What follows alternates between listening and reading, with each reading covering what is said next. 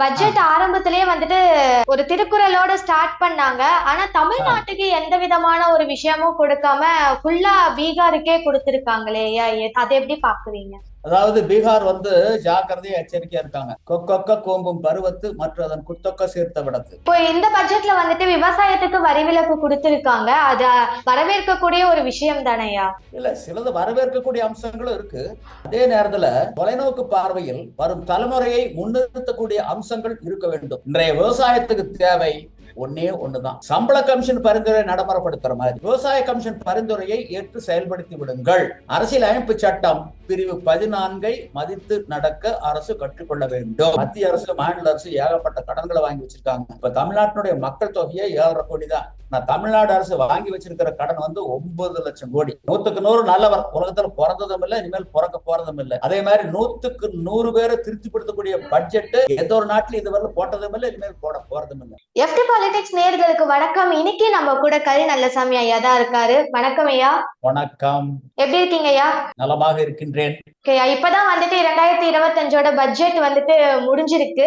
Budget ஆரம்பத்திலேயே வந்துட்டு ஒரு திருக்குறளோட ஸ்டார்ட் பண்ணாங்க. ஆனா தமிழ்நாட்டுக்கு எந்த விதமான ஒரு விஷயமும் கொடுக்காம ஃபுல்லா பீகாருக்கே கொடுத்திருக்காங்களே. அதை எப்படி பாக்குறீங்க? அதாவது பீகார் ஜாக்கிரதையா எச்சரிக்கையா இருக்காங்க. கொக்கொக்க கோம்பும் பருவத்து மற்ற அதன் குத்தொக்க சீர்த்த விடத்து. ஒரு கொக்கு தண்ணி ஓடிக்கிட்டு இருக்கும் போது ஓரத்தில் நின்று ஒத்த கால நிற்கும், ஆடாத அசையாம நிற்கும். மீன் வந்தா கொத்திக்கும். அந்த மாதிரி அவங்களுடைய தயவுல, பீகாரினுடைய தயவுல மத்திய அரசு இருக்கு. ஆகவே கூடுதலா அவங்களுக்கு சலுகைகள் கொடுக்காம போனா தங்களுடைய ஆதரவை விலக்கிக் கொள்வார்கள், ஆட்சிக்கு ஆபத்து வந்துவிடும். அதனுடைய வெளிப்பாடுதான் பீகாரை முன்னிலைப்படுத்தும். சரிங்க ஐயா. இப்போ இந்த பட்ஜெட்ல வந்துட்டு விவசாயத்துக்கு வரி விலக்கு கொடுத்திருக்காங்க. அத வரவேற்கக்கூடிய ஒரு விஷயம் தானையா? இல்ல, சிலது வரவேற்கக்கூடிய அம்சங்களும் இருக்கு. அதே நேரத்துல தொலைநோக்கு பார்வையில் வரும் தலைமுறையை முன்னிறுத்தக்கூடிய அம்சங்கள் இருக்க வேண்டும். இப்போ விவசாயத்துக்கு தேவை என்ன? இலவசமா, மானியமா, சலுகையா, கடனா, கடன் தள்ளுபடியா, காப்பீடா, நிவாரணமா, வருமான வரி விலக்களிப்பா? இல்லை இல்லை இல்லை. இன்றைய விவசாயத்துக்கு தேவை ஒன்னே ஒண்ணுதான், சம்பள கமிஷன் பரிந்துரை நடைமுறைப்படுத்துற மாதிரி விவசாய கமிஷன் பரிந்துரையை ஏற்று செயல்படுத்தி விடுங்கள். அரசியல் அமைப்பு சட்டம் பிரிவு 14 மதித்து நடக்க அரசு கற்றுக்கொள்ள வேண்டும். ஒரு கண்ணுக்கு வெண்ணெய் மறு கண்ணுக்கு சுண்ணாம்புங்கிறது கூடவே கூடாது. அதுதான் நாங்க நீண்ட காலமா கேட்டுக்கிட்டு இருக்கிறோம். இப்ப புதுடெல்லியில போராட்ட களத்திலே அந்த குரல் தான் அது முன்னோக்கி இருக்கு. ஆக அந்த இலக்கை நோக்கி இந்த அரசு பயணிக்கணுங்கிறத எங்களுடைய எதிர்பார்ப்பு. என்னன்னா, விவசாய கமிஷன் பரிந்துரை என்னன்னா, பட்டறிவு அடிப்படையிலான விலை நிர்ணயம்.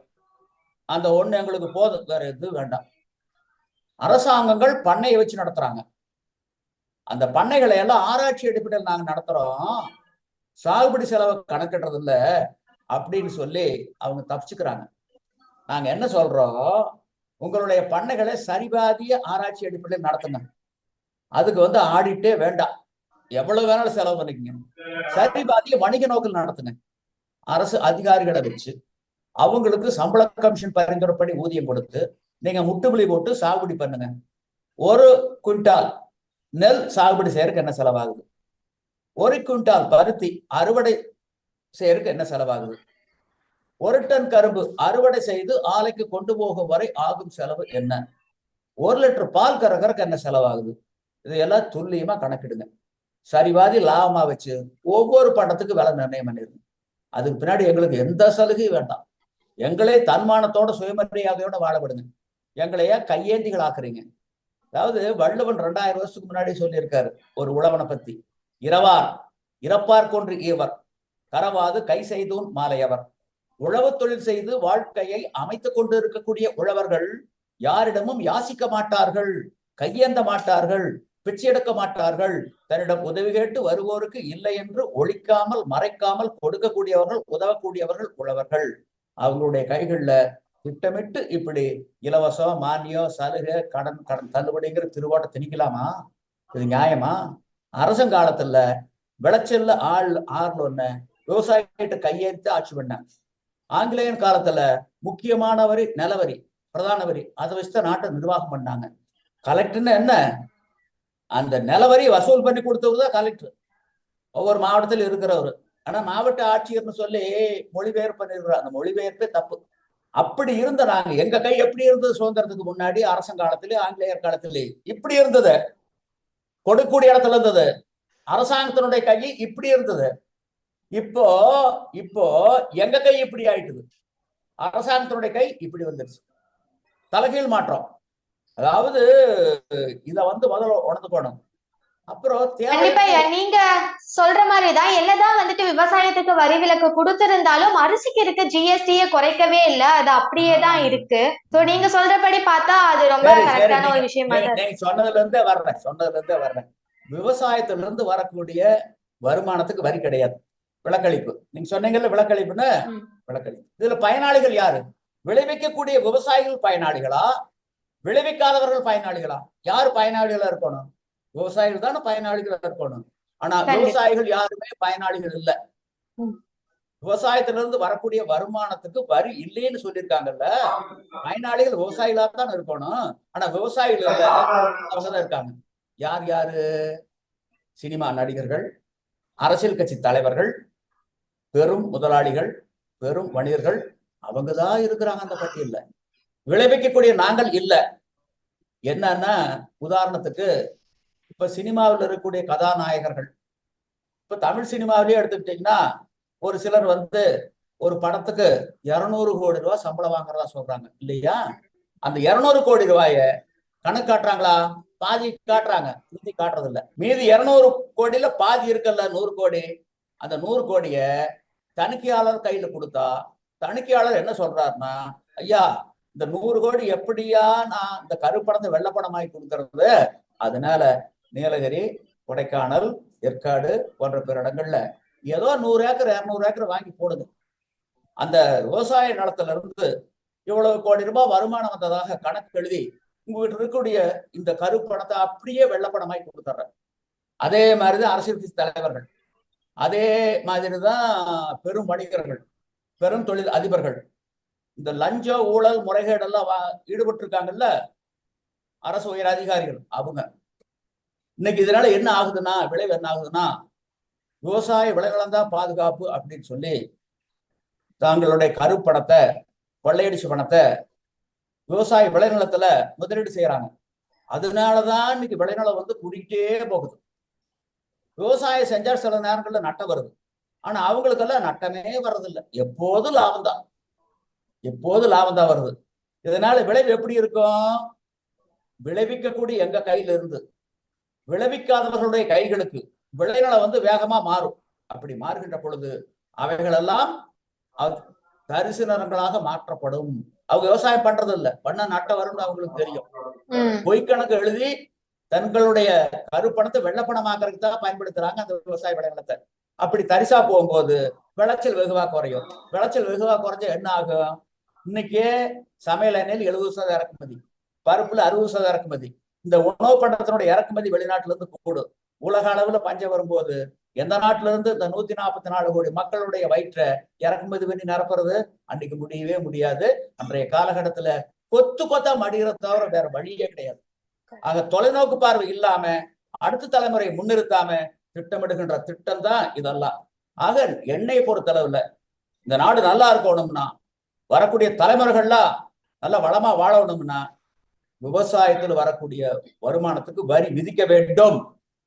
இது எங்களை ஏமாற்றுகின்ற, வஞ்சிக்கின்ற ஒரு துரோக செயல். கண்டிப்பாங்க ஐயா, நீங்க சொல்ற மாதிரியே எதிர்காலங்கள்ல எல்லாமே இறக்குமதி தான் அப்படின்னா மக்கள் என்ன பண்ணுவாங்க அப்படின்ட்டு தெரியாத ஒரு நிலைக்கு தான் கண்டிப்பா போகும். என்ன நடக்குது அப்படின்றத நம்ம பொறுத்திருந்துதான் ஐயா பார்க்கணும். இந்த ஒரு பட்ஜெட்ல ஜிஎஸ்டியை அதிகப்படுத்திருக்காங்க. அதே சமயம் 12 லட்சம் வரைக்கும் டாக்ஸ் ஃப்ரீ கொடுக்குறோம் அப்படின்னு சொல்லியிருக்காங்க. சோ இந்த மாதிரி இருந்தா அது கொடுத்ததே வேஸ்ட் தானே அப்படின்ற மாதிரி தான் எல்லாரோட கருத்தும் இருக்கு. அதை பத்தி நீங்க என்ன நினைக்கிறீங்க ஐயா? இல்ல, 12 லட்சம் வரல வரி இல்லைன்னு சொல்லியிருக்காங்க. யாருக்கு அது? மாத சம்பளம் வாங்குறவங்களுக்கு, அரசு ஊழியர்களுக்கு, பல நிறுவனங்கள்ல சம்பளம் வாங்கக்கூடிய நபர்களுக்கு தான் அது பொருந்தும். மற்றவங்களுக்கு அது பொருந்தாது, அவங்களுக்கு தான் அது பொருந்தும். அதே மாதிரி ஜிஎஸ்டிங்கிறது, வரிங்கிறது விதிக்க வேண்டிதான். இன்னைக்கு உலக அளவுல பாத்தீங்கன்னா ராணுவம் எல்லாம் வருவா இருந்தா தான் முடியும், இல்ல வர முடியாது. இன்னைக்கு ராணுவ தளவாடங்கள்ல வெளிநாட்டுல இருந்து நம்ம வரவழைச்சிட்டு இருக்கிறோம். இன்னைக்கு நம்ம நாட்டிலேயே உற்பத்தி பண்ணிட்டு இருக்கிறோம். மேக் இன் இந்தியான்னு பிரதமர் சொல்லியிருக்காரு. அந்த இலக்கு நோக்கி நாடு போயிட்டு இருக்கு. அதையெல்லாம் வரவேற்க நல்ல அம்சம்னு தான் சொல்லணும்.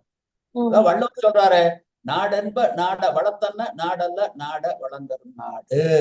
ஒரு நாடு நல்ல நாடு, சிறந்த நாடு, செழிப்பான நாடு, வளமான நாடு, வல்லரசு நாடு எது என்றால் எந்த சூழ்நிலையிலும் எதற்காகவும் அந்நிய நாடுகளிடம் கையேந்தாமல் அனைத்து வளங்களையும் தன்னகத்தை கொண்டிருக்கக்கூடிய ஒரு நாடுதான் வல்லரசு நாடு. அந்த இலக்கை நோக்கி பயணிக்கணும். ஆனா நம்ம ஆமை வேகத்துல தான் போயிட்டு இருக்கிறோம். நான் வரி போடுறத பத்தி தவறுன்னு சொல்லல. அது மறைமுக வரியா இருக்க வேண்டாம், நேரடி வரியா இருக்கலாம். டிரான்ஸ்பேரன்சி எல்லாமே மறைமுக வரி போட்டுதான் தீட்டுறாங்க எல்லாருமே. நேரடி வரி அவங்க சிந்திக்கிறது இல்ல. இப்போ நம்ம கடன் வாங்கியிருக்கிறோம். இப்போ கடனை பாத்தீங்கன்னா, இப்ப கடனுக்கு எவ்வளவு கட்ட வேண்டியதா இருக்கு? மொத்த இதுல 20% கடனுக்கு வட்டி செலுத்தக்கூடிய நிலைமையில் இருக்குது. இப்போ உங்க தலையில பெறக்கூடிய ஒரு குழந்தை தலையில 1,40,000 ரூபாய் கடன் இருக்குன்னு சொல்றாங்க. அதே மாதிரி தமிழ்நாடு அரசு அந்த அளவுக்கு கடனை வச்சிருக்காங்க. கடன் வாங்கலாமா? இப்ப தமிழ்நாட்டுல வள்ளுவருக்கு நாம குளத்தை நிறைய கோட்டம் கட்டி இருக்கிறோம். வள்ளுவருக்கு குமரியில செலவு வச்சிருக்கிறோம். ஒவ்வொரு பேருந்துலயும் வள்ளுவருடைய படம், குரல். ஆனா வள்ளுவர் என்ன சொல்றாரு? கடன் வாங்க சொல்றாரா? கடன் வாங்க சொன்னாரா? குன்றேறி யானை போர் கண்டட்டால் தன் கைத்து ஒன்றுண்டாக செய்வான் வினை. ஒரு இடத்துல யானை போர் நடந்ததுன்னா, ஒரு பக்கத்துல ஒரு குன்று இருந்து அந்த குன்று மேல ஏறி நின்னா அந்த போரை தெளிவா பார்க்கலாம். எப்படி யானைகள் வருது, வீரர்களை எப்படி தன்னுடைய தந்தங்களால் கோர்த்து கொல்லுது, எதிர்கொண்டு வீரர்கள் தாக்கி வேல் கொண்டு எப்படி வீழ்த்துறாங்க, இதையெல்லாம் தெளிவா பார்க்கணும்னா பக்கத்துல ஒரு குன்று இருந்து குன்று மேல ஏறி நின்று பார்த்தா தெளிவா தெரியும். அந்த மாதிரி காசு பணம் இருந்து எந்த திட்டத்தை செஞ்சாலும் நிறைவேற்றினாலும் அது சிறப்பா இருக்கு. இந்த மாதிரி மற்ற நாடுகள்ல மற்ற நிறுவனங்கள்ல கடனுடனே வாங்கி செஞ்சா அது சரிப்பட்டு வராதுன்னு வள்ளுவர் பதிவு பண்றாரு. மத்திய அரசு, மாநில அரசு ஏகப்பட்ட கடன்களை வாங்கி வச்சிருக்காங்க. இப்ப தமிழ்நாட்டினுடைய மக்கள் தொகையே 7,500 கோடி தான். நான் தமிழ்நாடு அரசு வாங்கி வச்சிருக்கிற கடன் 9 லட்சம் கோடி. அது 7 லட்சம் கோடி மக்கள் தொகை. இது 9 லட்சம் கோடி கடனை வாங்கி வச்சிருக்கிறோம். அது போக அரசு துறை, ஒவ்வொரு துறை, மின் வாரியம்னா கடன், எல்லா துறையும் கடன். போக்குவரத்து அது கடன். ஆனா பேருந்துல இலவச பயணம். அந்த பேருந்து பாத்தீங்கன்னா காயலாங்கடை கண்டிஷன்ல ஓடிக்கிட்டு இருக்குது. ஒரு சாலையில பாசக்கயிறு வீசிக்கிட்டு வந்தா எப்படி இருக்கு, அந்த நிலைமையில பேருந்துகள்லாம் சாலையில் போயிட்டு இருக்குது. இது காரணம் என்ன? தேவையற்ற இலவசம். எந்த பெண்மணி நான் பேருந்துல இலவசமா பயணம் போகணும்னு சொல்லி ஒத்த கால நின்னாங்க, போராடினாங்க? இல்லையே. வாக்கு வங்கியை முன்னிறுத்தி நீங்க செஞ்சீங்க. அதனுடைய வெளிப்பாடு அதெல்லாம். வாக்கு வங்கியை வச்சு நீங்க என்ன மக்களுடைய அறியாமை அறுவடை பண்றதுக்காக நீங்க தேவையற்ற இலவசங்களை அள்ளி அள்ளி அள்ளி அள்ளி கொடுக்குறீங்க போட்டி போட்டுக்கிட்டு. இப்ப டெல்லியில தேர்தல் நடக்குதுல்ல, டெல்லியில அதுல அறிவிச்சிருக்காங்கல்ல, எந்தெந்த கட்சி நிக்குது?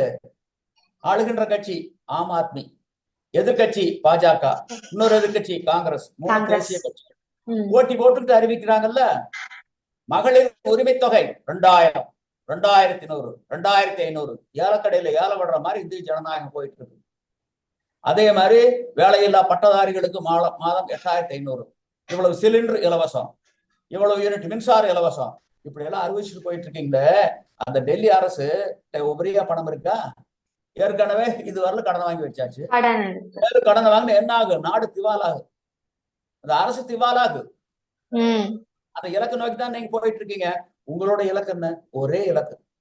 எப்படியோ ஏதோ தேவையற்ற இலவசங்களையோ எதையோ அறிவிச்சு மக்களுடைய அறியாமை அறுவடை பண்ணி அதை வாக்கா மாத்தி ஆட்சியில் அமர்ந்து அரிதாரம் பூசி அகப்பட்டதை சுருட்டி எங்களுடைய குடும்பம் உலக பணக்காரர் பட்டியல வரணும். அதுதானே அவங்களுடைய இலக்கு. அவங்களுடைய இலக்கை எட்டிடுறாங்க. ஆனா பயனாளிகள் மக்களுடைய இலக்கு என்ன? மக்கள் கீழ் நோக்கி வேகமா போயிட்டு. சுதந்திரத்தினுடைய விலை மக்களுடைய விழிப்புணர்வு. அந்த விழிப்புணர்வை ஊட்டக்கூடிய கட்சிகள் இல்லவே இல்லை. பகுத்தறிவு பாசறைகள்னாங்க. ஆனா பார்த்தா பஸ் ஸ்டாண்ட் கழிவறமா நாரிக்கிட்டு இருக்கிறது. கண்டிப்பா. இந்த 2025 பட்ஜெட் முழுக்க முழுக்க நாட்டு மக்கள்ல 90% பேர் பாதிப்படைகிற வகையில தான் இருக்கு அப்படின்றதுதான் பரவலான கருத்தா இருக்கு. நன்மைகளும் இருக்கு, தீமையும் இருக்கு. நீங்க எந்த ஒரு பட்ஜெட் போட்டாலும் அந்த பட்ஜெட்ல நன்மையும் இருக்கு, தீமையும் இருக்கு. அதனாலதான் நன்மையும் தீமையும் நாடி நலம் புரிந்த தன்மையான் ஆளப்படும்னாரு. குணம் நாடி குற்றமும் நாடி அவற்றல் மிக நாடி மிக்க குடல். அப்படித்தான் எடுத்துக்கணும். 100க்கு 100 நல்லவர் உலகத்துல பிறந்ததும் இல்லை, இனிமேல் பிறக்க போறதும் இல்லை.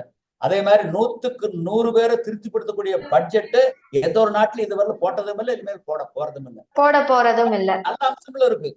அதே நேரத்துல நாங்க என்ன சொல்றோம்னா, இந்த மாதிரி தொலைநோக்கு பார்வையில சிந்திச்சு என்ன ஆட்சி எதிர்கட்சி வந்து நாங்க வந்து 2500 ரூபாய் கொடுக்கறோம் மகளிர் உரிமை தொகைனா, ஆளுகின்ற தரப்பு சொல்ல போனா மக்கள் அங்கோட்டு போட்டுருவாங்க. இவங்க ஆட்சியை தக்க வச்சுக்க முடியாது. ஆகவே இது கட்டாயமா ஆயிட்டுது. இதுக்கெல்லாம் என்ன காரணம்? மக்கள் மத்தியில் விழிப்புணர்வு இல்லாமல் இருப்பது. மக்களாகிய நாங்கள் செம்மறியாடுகளாக இருக்கின்ற வரை ஆட்சியாளர்கள் ஓநாய்களாகத்தான் இருப்பார்கள். இதை எல்லாரும் புரிஞ்சுக்கிட்டா சரியான விதத்துல ஆட்சி அமையும் ஐயா. புரிஞ்சுக்கிற நிலைப்பாடுதான் இப்போ யாருக்குமே இல்ல அப்படின்ட்டு சொல்லலாம். நம்ம பட்ஜெட் பத்தி பேசிட்டு இருந்தோம் ஐயா. அடுத்து ரொம்பவே பேசப்படுற ஒரு டாபிக்னா ஈரோடு இடைத்தேர்தல் தான். சோ அதுவும் ஒரு பக்கம் போயிட்டு இருக்கு. அதை பத்தி உங்களோட கருத்து கணிப்பு என்னையா? எப்படி நடக்கும்னு எதிர்பார்க்குறீங்க? தேர்தல் நடக்கும், வாக்குப்பதிவு நடக்கும், வெற்றி யாருக்கு? அதுதானே கருத்து கணிப்பு. வெற்றி யாருக்கு கிடைக்கும்? வள்ளுவர் ஒரு தீர்க்கதரிசி. அவர் சொன்ன ஒவ்வொரு குறளும் தீர்க்க தரிசனம். ஒரு குறள்ல பதிவு பண்றார், அருளிலார்க்கு அவ்வுலகம் இல்லை, பொருளிலார்க்கு இவ்வுலகம் இல்லாகு யாங்கு. அருள் இல்லா போனா அந்த உலகத்துல வேலை இல்லை, பொருள் இல்லா போனா இந்த உலகத்துல வேலை இல்லை. தேர்தல் எந்த உலகத்தில் நடக்குது?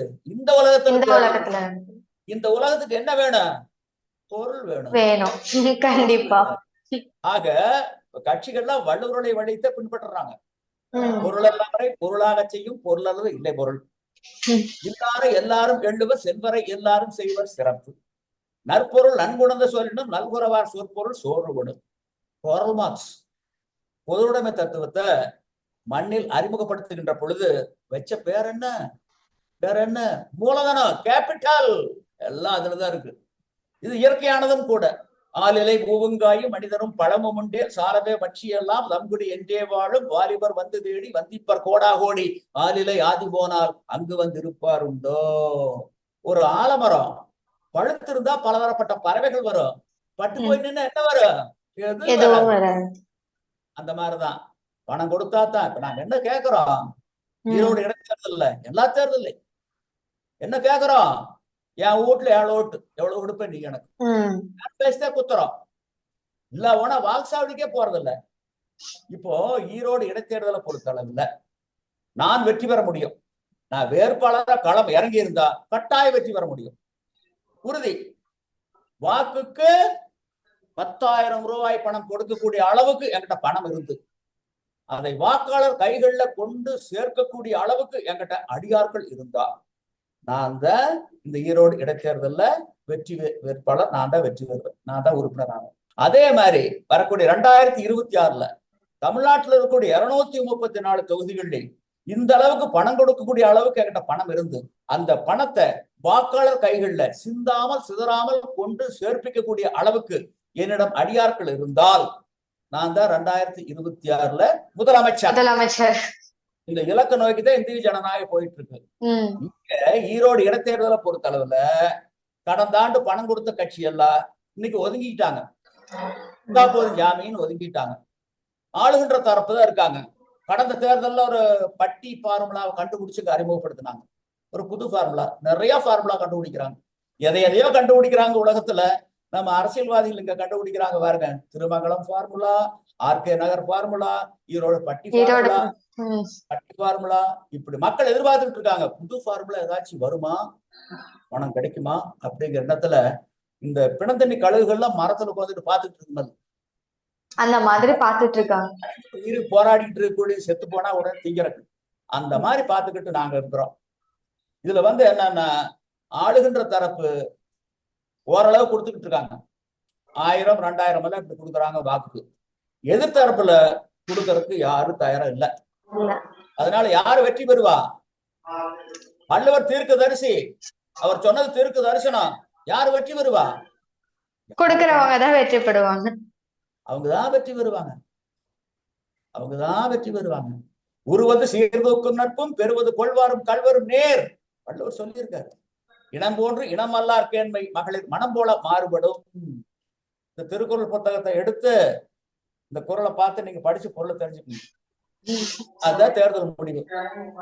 கண்டிப்பா தேர்தல் நடந்து முடிஞ்சாதான் வந்துட்டு என்ன தேர்தல் முடிவு ஏதுன்றது 8ஆம் தேதி இதுதான் முடிவா இருக்கு. பாப்போம். நீங்க சொல்ற மாதிரியே நடக்குதா அப்படின்றதையும் பார்க்கலாம்.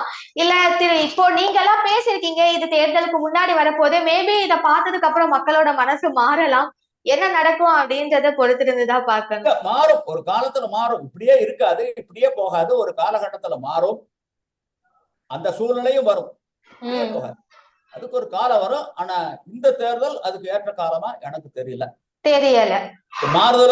மாறுதல் இந்த தேர்தலில் ஏற்படும் என்ற நம்பிக்கை எனக்கு இல்ல. மாறியே தீரும். கணிப்பு சரி, நடக்கிறது பாப்போம். உங்க கணிப்பு கரெக்டா இருந்துச்சுன்னா அதை பத்தியும் நாம வந்துட்டு பேசலாம். ஐயோ, ரொம்ப வெற்றிகரமா வந்துட்டு கல்மாநாடு நடத்தி முடிச்சிருந்தீங்க. அடுத்து என்ன மாதிரியான விஷயங்கள்லாம் பண்றதுக்கு ரெடியா இருக்கீங்க ஐயா? இப்போ விழுப்புரம் மாவட்டம் விக்கிரவாண்டியில கல் விடுதலை மாநாடு நடத்தணும். தமிழ்நாடு அளவுல பரவலா வந்திருந்தாங்க. நாம் தமிழர் கட்சியினுடைய தலைமை ஒருங்கிணைப்பாளர் சீமான் அவர்கள் வந்திருந்தார்கள். அவர் மேடையில் கள்ளை குடித்தார். நான் குடிச்ச, குழந்தைகளுக்கு கொடுத்தோம். காவல்துறை எல்லாம் பார்த்துக்கிட்டு தான் இருந்தாங்க. ஆக சில பேர் கேட்டாங்க, குழந்தை கள்ள கொடுக்கலாமா, அது நியாயமா அப்படின்னு கேட்டாங்க. வரலாறு ஒண்ணு சொல்றேன் கேளுங்க. ஆஸ்திரேலியா பக்கத்துல ஒரு தீவு, அதுக்கு பேரு நோரோன்னு பேரு. அதுல பனைகள் அதிகம், பழங்குடி மக்கள் வாழக்கூடிய ஒரு தீவு. மதுவில கொண்டு வந்தாங்க, கல்லுக்கு தடை வச்சுட்டாங்க, கல்லு கிடைக்காம போச்சு. ஒரு 6 மாசத்துக்கு பின்னாடி சிசு மரணம் கூடிட்டுது, குழந்தைகளுடைய மரணம் கூடிட்டுது. உடனே அரசு பாய்ந்து போய் ஒரு ஆய்வு குழுவாக அனுப்புனாங்க, என்ன காரணம்னு கண்டறிவதற்காக. அவங்க ஆய்வு பண்ணி அறிக்கையை அரசுக்கு சமர்ப்பிச்சாங்க. அந்த பனைமரத்துல கல் இறக்குறது அங்க வழக்கம். குழந்தைகளுக்கும் தாய்மார்களுக்கும் முக்கியமான சத்தான இயற்கையான உணவு கல்லுக்கு தடை வச்சதுனால கல்லு கிடைக்காம போச்சு. இதனால தாய்மார்களுக்கும் சத்தான உணவு கிடைக்கல, குழந்தைகளுக்கும் கிடைக்கல. அதனாலதான் இந்த சிசு மரணம் அப்படின்னு கண்டுபிடிச்சு அறிக்கை சமர்ப்பித்த பிறகு அந்த அரசு அந்த தடையை நீக்கியது. ஜேபிஎஸ் ஹால்டைல் தி ட்ராஜடி ஆஃப் நோரோ பதிவு பண்ணியிருக்கார். கேரள அரசால் நியமிக்கப்பட்ட ஏபி உதயபானு குழு இதை சொல்லியிருக்காங்க, கல்லை நியாயப்படுத்தியிருக்காங்க. எம்.எஸ். சுவாமிநாதனுடைய பரிந்துரை அடிப்படையில் தான் கேரளாவில் கல்லுக்கு தடை நீக்கம் கொண்டு வந்தாங்க, கல்லுக்கு அனுமதி கொடுத்தாங்க. அதனால இது குழந்தைகளுடைய உணவு. சரி, நான் ஒரு குழந்தைய அழைச்சிட்டு வர்றேன், இந்த அரசு தரப்புல ஒரு குழந்தைய அழைச்சிட்டு வரட்டும். 2 குழந்தைகளும் அரசு மருத்துவமனையில மருத்துவருடைய கண்காணிப்புல செவிலியருடைய பராமரிப்பில் இருக்கட்டும். நான் அழைச்சி வந்த குழந்தைக்கு கல்லை கொடுக்குறோம், அவங்க அழைச்சிக்கிட்டு வந்த குழந்தைக்கு டாஸ்மாக் மது ஊத்துட்டோம். ஒரு 4 நாளைக்கு பின்னாடி பார்ப்போம் எந்த குழந்தை ஆரோக்கியமா இருக்குன்னு பார்ப்போம். இது எல்லாருக்குமே தெரிஞ்ச ஒரு விஷயம் தானே. இதுல புதுசா சொல்றதுக்கு எல்லாரோட கேள்வியுமாவே கல்லுக்கு தடை, கல்லுக்கு எதுக்கு தடை? ஏன் இறக்குமதி மதுக்களும் இந்திய தயாரிப்பு அயல்நாட்டு மதுக்களும் வியாபாரத்துகளா? கல்லு ஆலகாலவசமா? அதையாவது சொல்லுங்க. இதுல உலகத்துல எந்த நாட்டுல தடை இருக்குது, எந்த மாநிலத்துல இருக்குது? தமிழ்நாட்டை தவிர. இதான் வள்ளுவர் பதிவு பண்றாரு, உலகத்தார் உண்டென்பது இல்லன்பான் வையத்து அலகையா வைக்கப்படும். ஒட்டுமொத்த உலக கள்ள உணவுன்னு சொல்லுது. தமிழ்நாட்டிலே மட்டும் ஆட்சியாளர்களும் சில அரசியல் கட்சி தலைவர்களும் இது உணவல்ல, இது போதைப் பொருள், இது மது என குறுக்கு சால் ஓட்டுகின்றார்கள். இப்படி குறுக்கு சால் ஓட்டுவோனை உலக பேய் பட்டியலில் வைக்கப்பட வேண்டும்ங்கிறார் வள்ளுவர். இதுக்கெல்லாம் என்ன பதில் சொல்றீங்க? இப்போ கள் விடுதலை மாநாடு அங்க நடந்தது. அடுத்து கள் விடுதலை கருத்தரங்கம் கொங்கு மண்டலத்துல மண்டபம் எல்லாம் பார்த்துட்டோம். பொள்ளாச்சி பக்கத்துல தாராவூர் ரோட்ல பௌத்திரம் அப்படிங்கிற பேர் அந்த மண்டபத்தினுடைய பேரு. அது பொங்கல் நகரத்தில் இருக்கு. அந்த மண்டபம் எல்லாம் பண்ணிட்டோம். அநேகமா மார்ச் மாதம் 5ஆம் தேதி கள் விடுதலை கருத்தரங்கம் நடக்க போகுது. கள் விடுதலை கருத்தரங்கம் அனைத்து கட்சிகளுக்கும் அழைப்பு கொடுத்துருக்கிறோம். இது வரல 22 அரசியல் கட்சிகளுக்கு அழைப்பு கொடுத்துருக்கீங்க. வலதுசாரி தேசிய கட்சி, மாநில கட்சி, எல்லா கட்சிகளுக்கும் அழைப்பு கொடுத்திருக்கிறோம். ஒரே ஒரு இலக்கு, ஒற்றை இலக்கு, கல்லுக்கு விதித்திருக்கக்கூடிய தடை நீக்கப்பட வேண்டும். Only one agenda. வேற எதுவும் கிடையாது. இதில் உடன்பாடு உள்ளவர்கள், ஏன் எதிரான கருத்துக்கள் கொண்டவர்களும் வரலாம், தாராளமா பதிவு பண்ணலாம். இது தீசிஸ், ஆன்டிதீசிஸ், சிந்தசிஸ், முற்கோள், முரண்கோள், முற்றுக்கோள் என்ற அடிப்படையில தான் இந்த கருத்தரங்கு இருக்கும். அண்ணாமலை அவர்கள் வருவதாக சொல்லி இருக்கின்றார். மேடையிலேயே கள்ளையும் பருகுவதாக சொல்லி இருக்கின்றார்.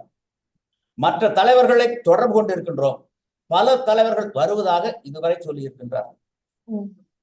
இதுவரை சம்மதம் தெரிவித்திருக்கின்றார்கள். இதுல அரசியல் கிடையாது, அரசியல் கட்சி கிடையாது, ஜாதி கிடையாது, மதம் கிடையாது, இனம் கிடையாது, மொழி கிடையாது, நிறம் கிடையாது, பகுதி கிடையாது, பால் கிடையாது. ஒரே இலக்கு, ஒற்றை இலக்கு.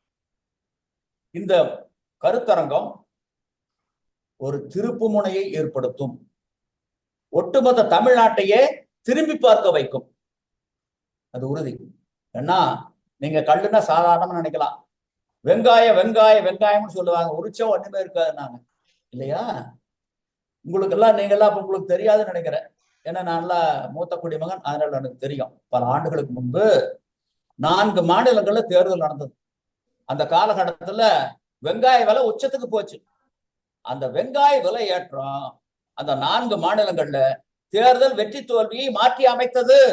அது போல தமிழ்நாட்டிலும் வெற்றி தோல்வியை 2026 மாற்றி அமைக்கக்கூடிய சக்தி இருந்தே தீரும், உறுதி. கண்டிப்பா இந்த கருத்தரங்கமும் ரொம்ப சிறப்பா நடந்து முடியணும் அப்படின்னு சொல்லிட்டு எங்க சார்பாவும் ஒரு வாழ்த்துக்களை தெரிவிச்சுக்கிறோம் ஐயா. இது வரைக்கும் பட்ஜெட் பத்தி பத்தின்ட்டு எக்கச்சக்கமான கருத்துக்களை எங்களோட பரிமாறி கொண்டிருக்கிறீர்கள். இது எல்லாமே மக்களுக்கு ரொம்ப சிறப்பான முறையில போய் சேரும் அப்படின்ட்டு சொல்றோம். கண்டிப்பா.